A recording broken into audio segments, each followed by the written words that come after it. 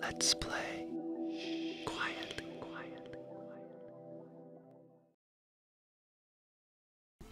Hey everybody, it's Brian here from Let's Play Quietly, and today I am playing a bit of Blaster Master Zero on the Nintendo Switch. I've only gotten past the first boss in this game, so I haven't played a ton of it yet, but what I have played reminds me so much of the original Blaster Master that came out in 1988. And as you'll see here in the beginning, you play, in the original game, it was a young boy who had a pet frog, but in this game you are more like a scientist. And you have a pet frog, and as you'll see in a minute, you end up following this frog into another dimension. Your name is Jason Frudnick, and he is a genius in the field of robotic engineering. So he came across a creature he had never seen before, and here it's kind of a sort of a mutant frog, but in the original game it was just a plain frog, I believe. So he's studying this creature, and he named it Fred. And one day Fred escapes, which is exactly what happened in the original Blaster Master. And Fred jumps into a hole. I think in the original he fell through a hole in the earth, and Jason went after him and fell into the hole, and here it's pretty much the same setup. So he goes into this hole, which turns out to be somewhat of a dimensional portal, and he finds a giant vehicle named the Sophia 3, which is sort of a cross between like a tank and the Nomad from the Mass Effect games. And so he's going to jump into this vehicle and go on a search for his pet frog, Fred. And that is the setup for this game. And it's made by Inti Creates. I am playing it on the Nintendo Switch. However, this game also came out for the 3DS. And I had not played a Blaster Master game since playing the original on a Nintendo clone console that I have probably about 5 years ago. So I had not played Blaster Master in a while. But what amazed me about this game right out of the gate is just how much it feels like the original Blaster Master. Because one of the things that I remember very clearly from the original game was how the jumping felt.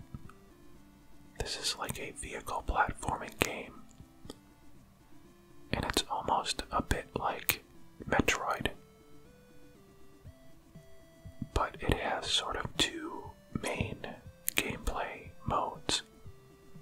One is this overland platforming, and you can see I'm just getting used to the controls, where you are shooting enemies and platforming around and collecting, like energy pellets and stuff like that. And you'll see the other mode of gameplay in a moment.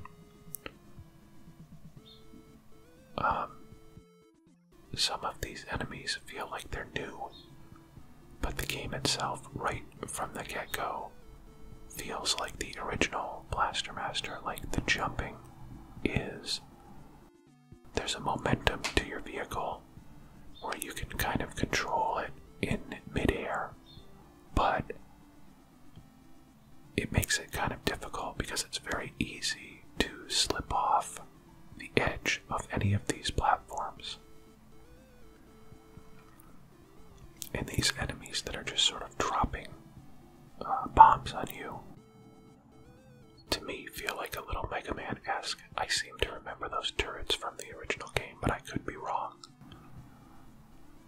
But as you can see, it has the feel of a game like Metroid, obviously, but also like Kid Icarus, with these vertical levels, and you're going like deeper and deeper underground into the trunks of trees and into, caves underground.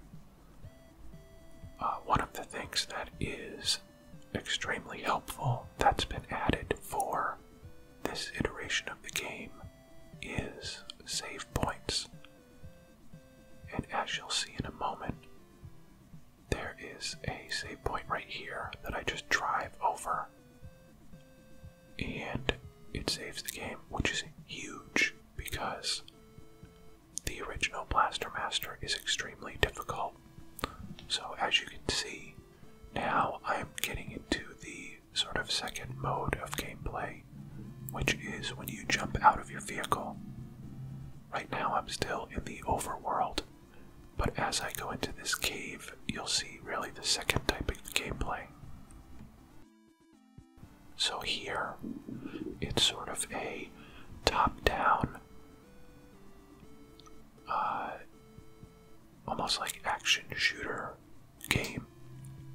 And you have a weapon that shoots a couple different types of projectiles. That's the regular bullets as I'm shooting these, again, Mega Man-esque sort of drones. And then what I didn't even realize until I couldn't get any farther here was that you have a grenade launcher as well. And then once I figured that out, it opened up a lot of areas in these little dungeons that you go into. So I picked up a map of the forest area, and then there's other collectibles here. Some of it is health pickups, some of it is grenades, I believe, but at this point I didn't even realize I had grenades yet. So I cleared out this area in these little dungeons that you go into. Eventually one of them will have a boss in it. So here I'm really just kind of getting my bearings. If you walk over those spikes, you take damage immediately. So it took me a while to figure out that I could just use my grenade launcher, and any part of the wall that has like a big crack in it, you can blow it open to get into that area. So that was just a little taste of the dungeon, but the game is basically a mix of those dungeons and this overland platforming. And so it's really kind of awesome. And I remember Blaster Master, when it first came out, I remember playing it on the original NES, and it was one of my favorite games. And I think overall, it's regarded as one of the better games to come out for the NES, even though it's considered to be very challenging. And again, here's another sort of dungeon. I backed out by accident, but here's another dungeon that I go into here, and the enemies get progressively more difficult. Again, stepping on those spikes, you will take damage, as I'm sure you'll see. Trying to control it with the analog stick is not as precise as the D-pad. I have a Pro controller now, and the D-pad on it is pretty good. So, I use that when I remember to, but I'm so used to using analog sticks now that I tend to just default to them, and it's not as precise as you can see right there. I just walked over some spikes. But you can shoot diagonally, and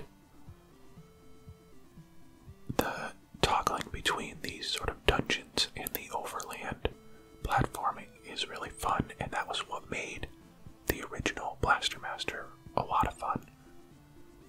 So I haven't found the boss yet, and there's sort of a risk reward here because each of these drones will cause damage if they hit you, and as you can see, a lot of the rocks that I'm destroying, they don't have anything behind them, so you kind of have to think about, is it worth trying to clear out all the rocks in this area and maybe get something but take a lot of damage, or just get the heck out of here and go back to the overworld. And I think I clear out most of the rocks in here, but as you can see, there's not a ton of stuff.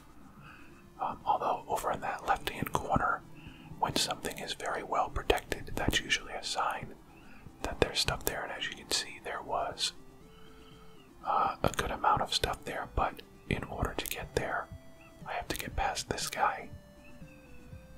Luckily I was able to take him out, and of course with the analog stick I step on the spikes. So I almost ended up getting myself killed to pick up that extra stuff, but I got it. But I fell like right into playing this game again. It felt very natural, and I fell right into the sort of ebb and flow of the game, so I'm really impressed with Blaster Master Zero so far, and I may play some more of it for this channel. So, but I just kind of wanted to give a quick overview of the basic gameplay and also my impressions of it so far, which are very, very positive. So, if you have a Nintendo Switch or a 3DS, I believe the game is $9.99, which is like not bad at all for this game. So, I definitely would recommend it, and especially if you played the original, you will be very pleased, I think, with this incarnation, because the changes that they made, like adding save points, are only adding to the game. I do believe that some of the bosses have been made more difficult, but the save points thing is huge. So anyways, I'm having a lot of fun with that. So I think that's going to wrap up this video. So if you like this video, please click like and subscribe to our YouTube page, and I'll be back again soon with more Nintendo Switch